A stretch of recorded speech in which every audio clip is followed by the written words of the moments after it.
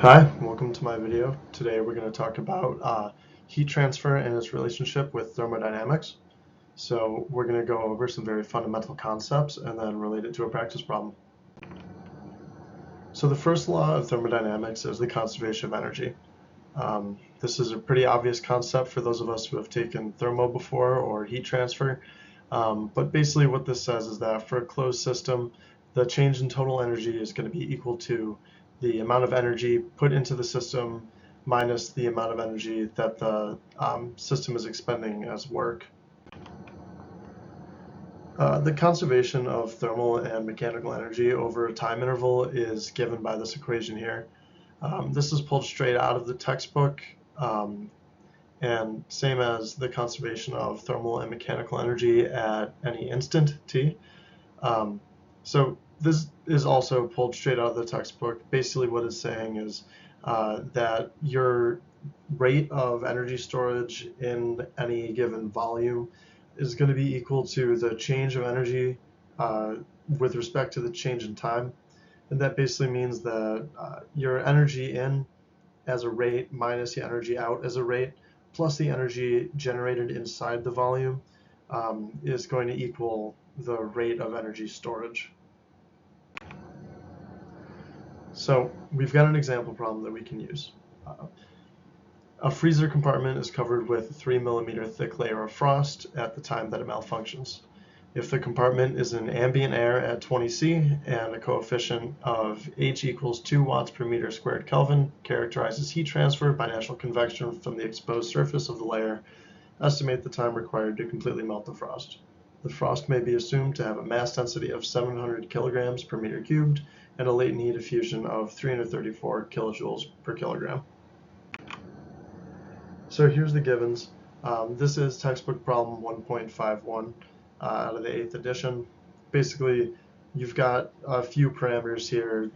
L is giving your frost thickness, rho will give you the density of the frost, H is your coefficient of convection, T infinity is the ambient air temp, and HF is going to be the latent heat of the frost. So what we're trying to find is the time required to fully melt the frost, but first we need to make a couple of assumptions. So first off, we can say that there are constant isotropic properties in the frost. Basically, that's going to allow us to do simple heat conduction and convection. We can say that the initial temperature of the frost is 0 degrees Celsius. Assume that it's not subcooled.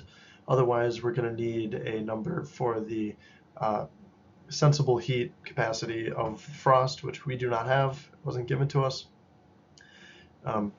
We can assume that there's no heat generation in the frost. There's no sort of chemical activity going on in there. It's just changing temperature.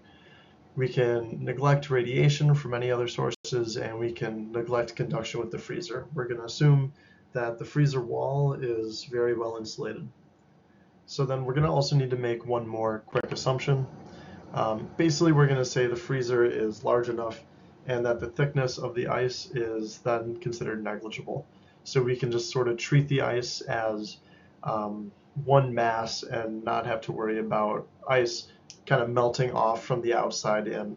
And then we're also going to say that we can neglect corner effects. This way we're just going to be able to treat the ice as sort of one large continuous sheet. So to carry on, we're going to start off with the first law and also Newton's law of cooling. These are going to be the only equations that we're really going to need for this, as we're just going to manipulate it and use this to solve our problem. So our first step is going to be canceling out the things that we don't need. We know that there's not any heat generation inside of the volume, so we can get rid of that E dot G. And we also know that there's no energy coming out.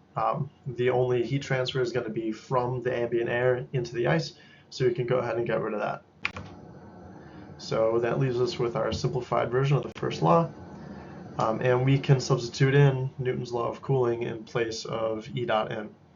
All we're going to have to do to get those in the same units is multiply that convection by the area in order to get us in the correct units. Then we can go ahead and bring that dt over, and once we've done that, we're able to convert our left side into usable units here. So What we know that we have is our density, our area, our coefficient of conduction, and then dx.